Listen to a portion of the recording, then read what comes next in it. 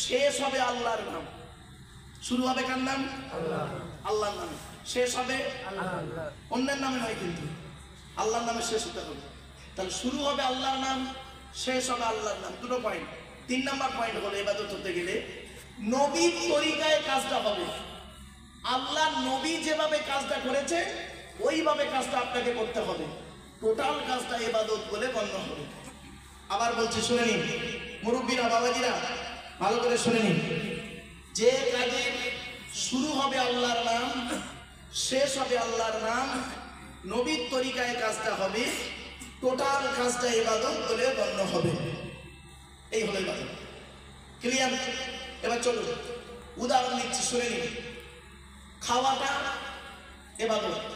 খাওয়াটা কি করে হবে খাওয়া ইবাদত?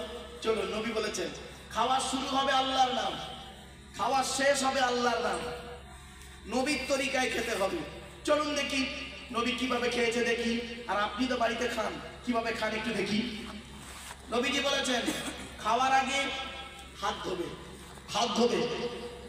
খাবার আগে দস্তরখানা বিছাবে, খাবার আগে লবণ বা পানি গালে দেবে, খাবার আগে দোয়া বলবে, মানে আল্লাহর নাম নেবে। খাবার আগে 3 আঙুলে নবী খাবার তুলতেন। এই 3টা আঙুল ভালো করে দেখে নিন, শিখে নিন, বুঝে নিন, জেনে নিন। এই 3 আঙুলে নবী খাবার তুলতেন, 5 আঙুলে গালে দিতেন, ভালো করে চিবিয়ে হজম করে বের করতেন। এরপরে নবী বললেন খাবার মাঝে যদি পানির পিপাসা পায় কিভাবে পানি পান করবে? ঢক ঢক ঢক করে পানি পান করবে না, 3 ঢোকে পানি পান করবে। 3 ঢোকে। মুসলমান নামের আগে মোহাম্মদ লিখেছেন মুসলমান, ফালতু সব। আগে এগুলো শিখুন, জানুন।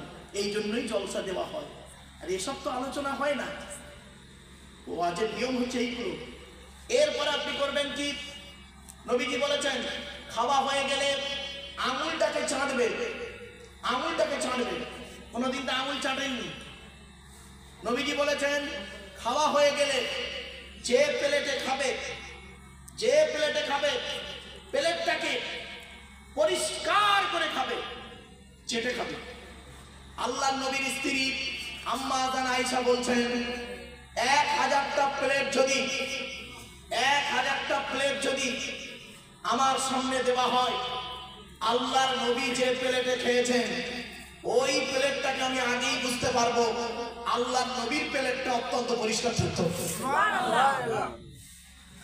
এরপরে নবীজি বলেছেন কতটা পরিমাণ খাবে, কতটা পরিমাণ খাবে। নবীজি বলেছেন পেটটাকে 3টে ভাগে ভাগ করবে।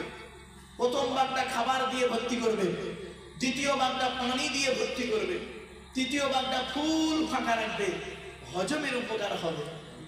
আপনি এভাবে খান নাকি? তাহলে আপনি মুসলমান বলেন কিভাবে মুসলমান বলেন আপনি? এরপরে আসছি খাওয়া হয়ে গেলে আল্লাহর নাম নেব। খাওয়া হয়ে গেল, খাওয়াটা ইবাদত। যতক্ষণ এই নিয়মে খাবেন আপনি, যতক্ষণ এই নিয়মে খাবেন ততক্ষণ ইবাদত বলে গণ্য হবে আল্লাহর দরবারে। জোরে বলুন সুবহানাল্লাহ।